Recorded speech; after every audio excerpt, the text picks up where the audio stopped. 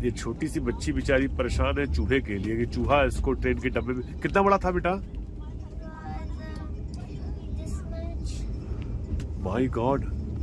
अब ये राजधानी एक्सप्रेस का हाल है, बिलासपुर राजधानी का। देखिए है, देखो दिखाई दिया? कहाँ था? कहाँ था बेटा? तुम्हारे डब्बे तुम्हारे पास आया क्या? अभी वहाँ से गया। वहाँ से गया? कितना बड़ा था? इतना बड़ा चूहा है? अरे इतना था। हे भगवान, मैंने ट्रेन के डब्बे में चूहे राजधानी एक्सप्रेस में। अब लोग सो नहीं पा रहे हैं, चूहा जगा दे रहा है सबको।